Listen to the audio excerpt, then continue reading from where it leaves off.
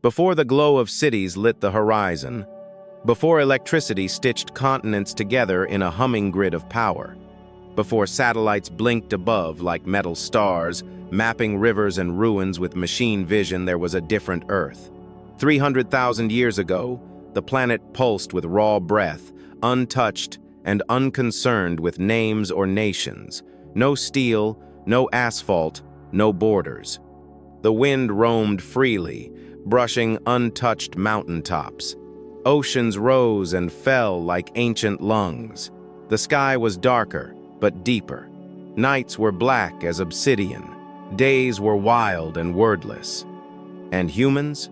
We were barely more than whispers, fragile shadows beneath the trees, still learning how to hold fire without fear. We did not rule. We barely survived. The earth belonged to no king, no empire, no machine. It belonged to giant screechers born not of myth, but of time itself. And in that silence before history, they walked freely while we watched from the shadows. Before maps gave the land edges, the earth sprawled untamed, uninterrupted. Forests stretched across continents like oceans of green, their canopies so thick they swallowed the sun by midday. Roots dug deep into untouched soil. Trees older than anything we know whispered to one another through wind and time. There were no fences, no highways, no voices calling across valleys. Only the chorus of nature, the scream of cold wind through jagged mountain passes, the groaning of glaciers in the north, the low thunder of volcanoes exhaling in the distance. The air smelled of damp leaves, of wild rivers, of smoke drifting from lightning-struck trees. Herds moved not by trail, but by instinct. The world did not ask permission. It simply was. To the creatures who roamed it, it was home. To us, it was unknowable. The earth had no names then, only presence. And presence was power. We were not the lords of this earth, not yet. Back then, we were small, fragile things wrapped in furs and fear, clinging to the edges of survival. Our bodies were soft, our hands uncertain. We didn't run fastest, see furthest, or bite hardest. But in the long dark of the world, we carried something else. Fire. Crude, flickering, sacred. It was not yet a tool, it was a god we fed with dry grass and breath. It kept the beasts at bay and the night from swallowing us whole. Around its trembling light, we whispered stories, not knowing yet that they were our first weapons. The giants around us didn't notice at first. Why would they? We were nothing upright apes, scratching lines in dirt. But slowly, fire became courage. Courage became tools. And tools became fate. We stepped onto history's stage not with a roar, but with a spark. And sparks, when fed well, become wildfires. In the deep shadows of Southeast Asia's ancient rainforests, a giant walked unnoticed. Gigantopithecus, 3 meters tall, over 600 kilograms of silent strength.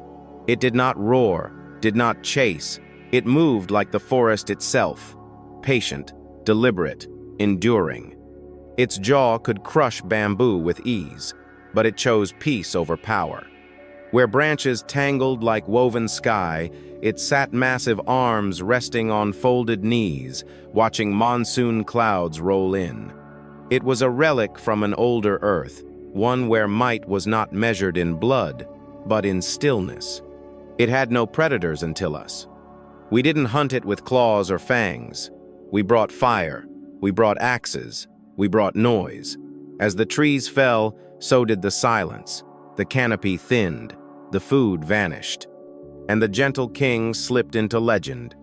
No bones were buried in temples, no graves were marked. The forest simply grew quiet one season and never spoke his name again. Far across the oceans, on the ancient island of Madagascar, thunder once walked on 2 legs. Vorombe Titan, the Titan bird. 3 meters tall, nearly a metric ton in weight. It did not fly, it never needed to. It ruled with presence alone. Its steps echoed across the plains like distant drums. No claws, no teeth, just bulk, confidence, and silence. Where it walked, grass bowed.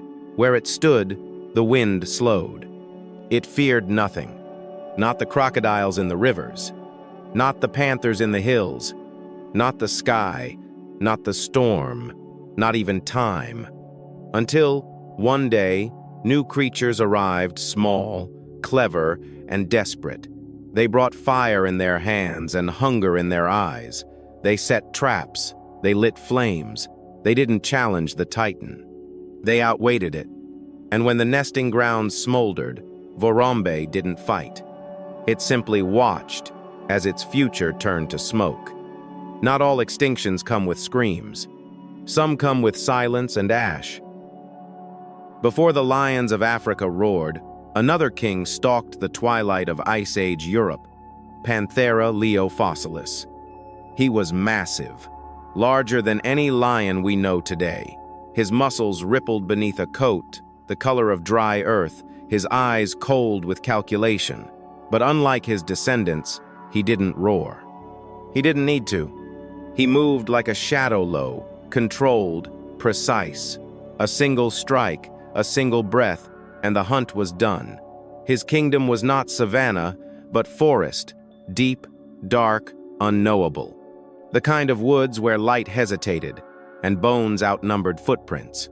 No fanfare, no spectacle, just the clean rhythm of survival. But as the trees thinned and the ground warmed, his prey changed, his cover disappeared, and in the shadows, something new watched, upright, clever, dangerous. One day, the king vanished. No throne lost, no battle fought, just absence. We found his bones much later, buried beneath silt and silence. And like all quiet rulers, he left behind no roaringly a question. Long before cacti claimed the desert, and long before boots ever pressed its sand, a giant wandered the silence. Nothrotheriopsa ground, sloth the size of a bear, with limbs like fallen trees and movements measured in hours, not minutes. It lumbered through ancient canyons, dragging the weight of centuries in every step. Not hunted, not feared, just observed. Its fur was thick, its claws were slow but sure. It lived not for speed, but for patience. While other giants ruled with teeth and horns, Nothrotheriopsa ruled with endurance outlasting droughts, watching mountains erode, outliving storms that turned rivers to dust. Its story wasn't carved in legend or whispered in myth. We know it not from battle scars or heroic fossils, but from something stranger.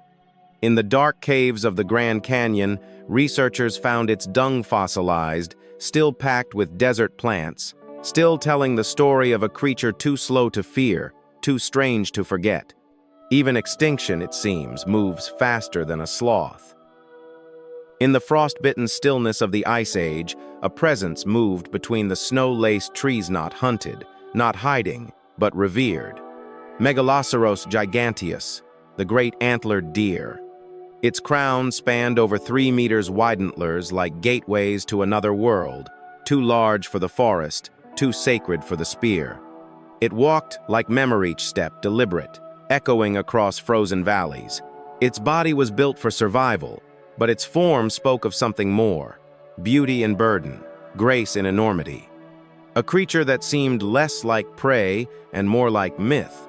Ancient humans painted it not in fear but awe.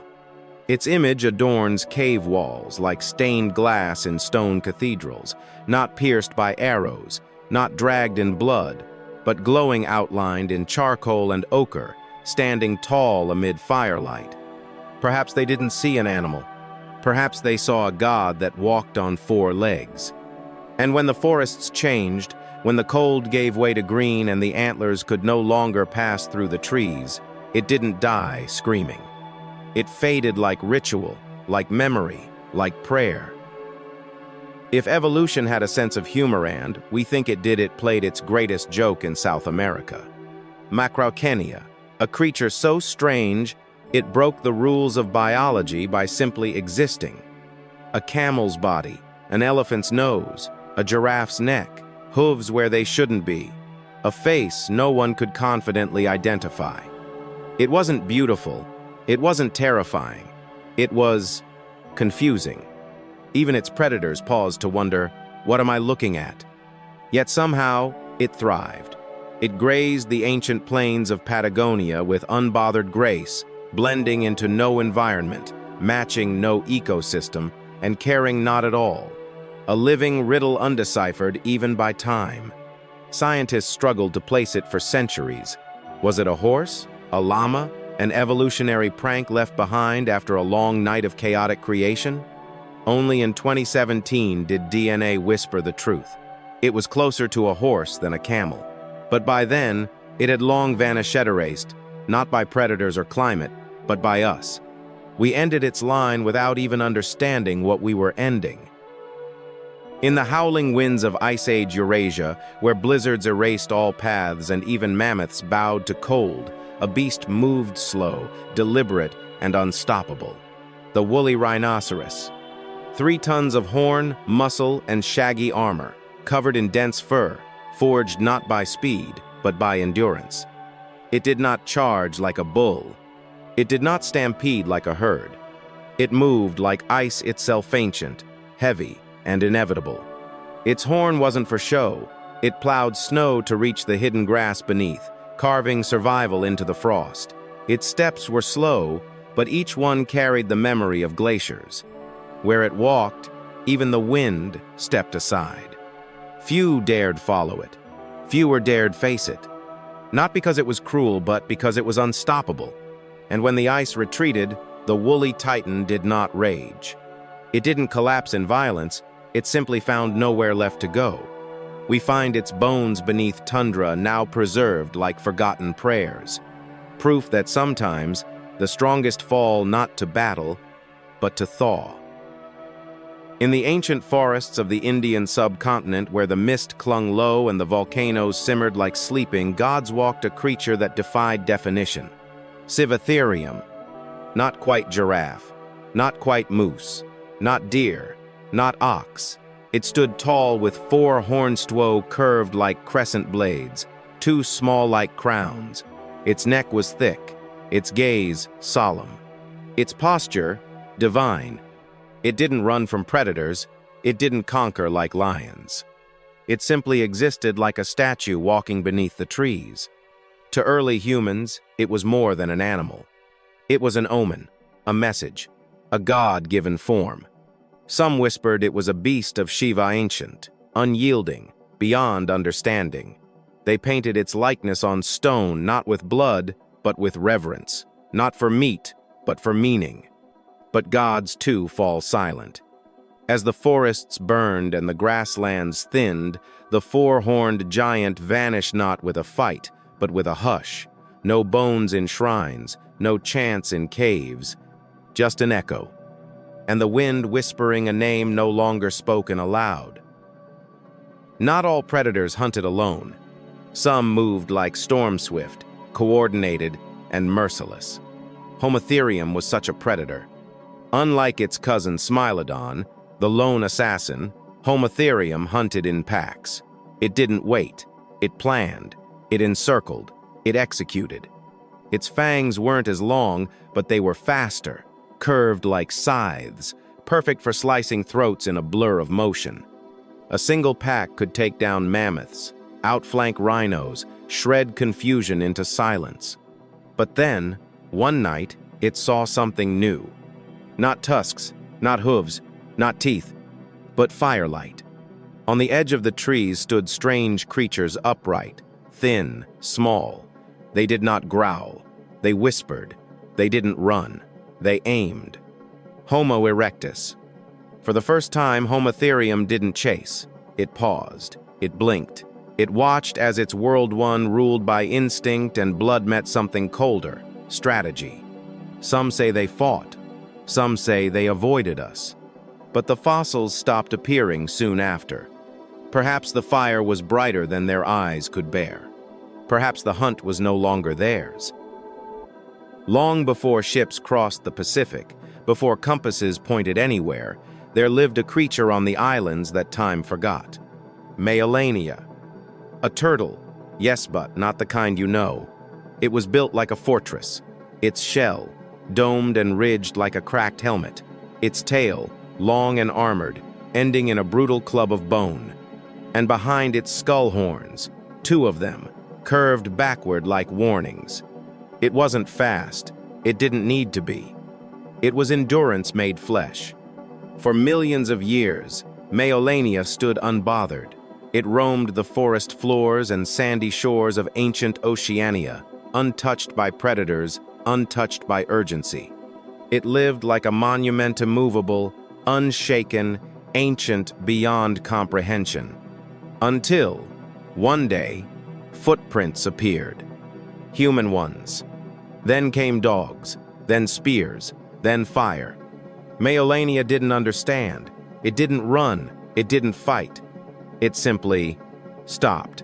There were no mass graves, no screams, just shells, cracked and scattered, like broken shields left behind in a war it never knew it was part of. In the shadow of ancient African volcanoes where ash kissed the clouds and thunder rumbled like war, drums there stood a beast that turned blood cold. Pelorovis. It wasn't a buffalo. It wasn't a bull. It was something older, bigger, meaner, with horns that curved like the scythes of forgotten gods, so wide they could cleave through brush, bone, or both. Its shoulders rippled with brute force. Its breath steamed in the morning heat. It didn't charge often, but when it did, the earth remembered. Early humans didn't paint Pelorovis on cave walls to honor it. They painted it to warn, to plead, to beg for mercy. Its image appears alongside fleeing figures, broken spears, and eyes wide with terror. There are no triumphant hunts, no glorious kills, only trembling silhouettes and red streaks drawn with shaking hands. This wasn't a symbol of power, it was a prayer, a whispered hope that the horned god might pass them by. But we did not pass it by. One day the spears struck true, the horns fell, and silence followed. Even monsters are mortal. Even gods can bleed. Before the sound of axes, before the howl of wolves faded, before the forests of Europe were broken into kingdoms, a giant moved through the trees, not like a conqueror, but like a memory. Elephas Antiquus. The ancient elephant. Taller than any modern cousin, wiser perhaps. It didn't roam the plains like mammoths. It kept to groves, glades, and hidden woodland clearings. Moss clung to its legs. Leaves bowed in its passing. It moved not with thunder but with reverence. It didn't flee from humans. It watched us. And when early Homo sapiens came closum, painted it. Not in blood but in ochre. Not in screams but in silence. At several sites, its bones lie beside charred wood, not scattered, but arranged, some buried with care, fire pits nearby, no cuts, no cracks, only ritual. Perhaps we didn't see meat. Perhaps we saw a mirror, a soul too vast to kill, a god too quiet to fear. Not all giants were monsters. Some walked in peace and left as legends. In the tall grass of ancient Africa, where shadows flicker and predators stalk, something snarled that wasn't a lion. Metrodiocoeris. A name that sounds like a scientist's joke, but this was no farm animal. This was a pig from hell. Its tusks didn't just curve, they spiraled, wicked and elegant, like bone-forged scimitars. They jutted from its skull with murderous geometry, twisting out and upward like the horns of a demon disguised in hooves. It wasn't graceful. It wasn't quiet. It charged like rage given muscle. It ate what it could, and what it couldn't test it anyway. One twist of its head could gut a hunter. One surprise from the brush, and the prey became the lesson. It wasn't fast, but speed means nothing when death is a sudden curve of ivory. Few cave paintings depict it clearly. Perhaps they didn't have time. Perhaps those who saw it didn't live long enough to draw. Some monsters aren't born in nightmares. They grow in sunlight, grunt in fury, and bleed just like gods. For centuries, Macrauchenia was a riddle. Bones unearthed in Patagonia showed an animal that made no evolutionary sense. Camel-shaped, trunk-nosed, llama-legged, giraffe-necked, a chimera written in flesh. Paleontologists argued for decades. Was it related to elephants? To camels? To horses? Or was it something else entirely? Then, in 2017, a breakthrough. DNA from ancient bone fragments revealed a truth stranger than theory. Macrauchenia wasn't a camel. It wasn't a llama. It was closer to a horse, a bizarre, lost cousin galloping down a path no other species took. But by the time we understood, it was already gone. Hunted to extinction, displaced, forgotten. We erased a branch of the tree of life before we even knew what fruit it might bear. No stories, no myths, just silence. Its final truth came not from firelight legends, but from a lab. And even then, it whispered, "I was more than you imagined, and now I am nothing at all." Before the pastures, before the herds, before the sound of cowbells echoed across green hills, there was a beast etched in firelight. The orox. Towering, black, wild. It was not livestock, it was legend. Its horns were long and deadly. Its frame rippled with untamed strength. It did not graze, it claimed. Forest clearings parted for it. Wolves kept their distance. And early humans, they didn't tame it. They worshipped it. In the caves of Lascaux, its shape is everywhere drawn in ochre, charcoal, and reverence. You can almost see it stepping from the flames, hooves cracking stone, breath steaming like an altar's smoke. They painted it not to celebrate conquest, but to remember power. Not to farm it, but to fear it. Not as food, but as force. Some say the first fires were lit to keep orox away. Others say they were lit in its honor. The modern cow is its shadow. But the orox, that was the roar behind the myth. A cathedral on 4 legs, now silent save for the stories it left in stone. Every land had its titan. Every continent, a colossus carved by time. In Oceania, it was Meolaniatha turtle tank of the islands, armored against history, betrayed only by ships and fire. In Africa, Pelorovis rained horns like thunder, feared more than lions, painted in desperation rather than pride. In Asia, among dripping canopies, Gigantopithecus drifted like a spirit gentle, massive, unknowable, a monk among beasts. And in the deep forests of Europe, Elephas Antiquus stepped like a whisper through trees older than myth. No trumpets, just presence. They did not all fall the same way. Some were hunted, some were outpaced, some simply faded when the land no longer fit their shape. But what they shared was something deeper than biology. They were memory-made muscle, and they left behind silence shaped like bodies. Every continent had its king, but kings fall, thrones rot, and when they vanish, only the dirt remembers their names. But what about us? When we arrived, we weren't kings. We weren't hunters. We were praise-mall, soft and slow, clutching, burning sticks against a world built by giants. We crept through their forests. We drank from their rivers. We slept in the shadows of their bones. The earth did not know our name. The wind did not carry our scent with fear. The animals did not run when we passed. They watched, puzzled, as upright apes with trembling hands carved meaning from nothing. We didn't have claws. We didn't have speed. We had stories. We remembered. We told. We passed the memories like fire, from one trembling palm to the next, until the myth grew leg sand stood beside us in the dark. We weren't monsters, not yet. We were ghosts with sparks in our eyes. And though the world wasn't ours, we were learning to make it listen. The first humans didn't leave monuments. They left handprints, pressed onto cave walls in ochre and ash, not as signatures but as whispers, I was here. They left fire pits, charred and cold, surrounded by bones of beasts long gone. They left scratches on stone, meaningless to beasts, but sacred to memory. These were not monuments of power. They were not built to impress gods. They were built to defy forgetting. Because our ancestors knew something terrible, something all the giants didn't. Nothing lasts. Not horns, not tusks, not fur, not even strength, only memory.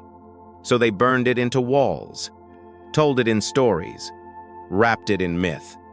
They sat by the fire and spoke of Megaloceros, of the silent king, of the birds that feared nothing, and in those stories, they made the giants eternal. They didn't try to conquer the world. They tried to remember it. Not all beasts stepped aside. Some turned toward the firelight and chose to fight. Homotherium did its fangs slicing through the dark in coordinated fury. It didn't stalk from instinct. It attacked with intent, as if it knew what we were and what we would become.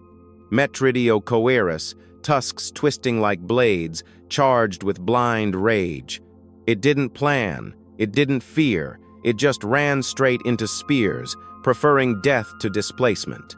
Pelorovis faced us head-on. Its horns curved like war. Its body was battle itself. The images they left behind on cave walls and in broken bones were not portraits of victory. They were warnings, scars, signs that not every giant vanished in silence. Some roared until the end. Some made us bleed. Some nearly stopped us. But fire didn't flinch. And memory moved faster than muscle. In the end, courage wasn't enough. Because we didn't come to test strength. We came to replace it. Not every extinction ended in blood. Some ended in silence. Gigantopithecus didn't roar. It didn't lunge. It didn't defend the forest as the axes came. It simply vanished like mist swallowed by morning. Meolania, armored and ancient, didn't lift its spiked tail. It didn't charge the boats. It didn't fear the dogs. It stood its ground because it didn't know it was under attack. Vorombe, the Titan bird of Madagascar, did not flee. It watched as the fire circled its nest. Its towering head tilted not in fear, but in confusion. They didn't lose wars. They didn't even enter them. Because how do you fight what you cannot comprehend? How do you defend yourself against a story, a strategy, a hunger shaped like man? Their endings came without warning, without ceremony, without cruelty. But that doesn't make it less tragic. Some beasts died with a roar. These died with a blink. Not every giant fell to fire. Not every titan was hunted. Some we stepped back from. In certain caves across Europe, we find the bones of Elephas Antiquus not broken, not scattered, but arranged. Ashes lie beside them, fire pits nearby, but no signs of slaughter, no blade marks, no shattered skulls. The remains are quiet, intentional, as if someone lit a fire not to cook but to mourn. Did they bury the elephant? Did they burn herbs in its memory? Did they sit in a circle of silence and simply let it pass? There are no words carved in stone to explain it. But the arrangement speaks louder than language. Perhaps in its eyes we saw something more. Not meat, not fear, but stillness. A mirror too massive to ignore. Perhaps, just once, we looked into the face of a god and chose not to kill it. That choice, the not killing echoes louder than any conquest. And maybe in that moment, before the walls rose, before the fields burned, we were something more than dominant. We were human. The age of beasts did not end in battle cries.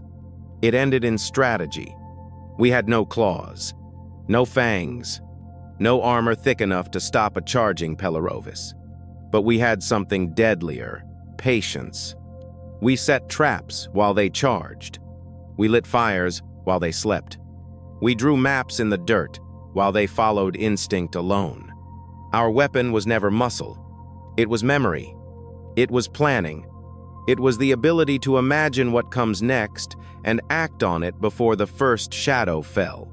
We did not fight fair. We fought clever. We turned time into a tool. And with every snare set, every ember sparked, we reshaped the world into something only we could survive.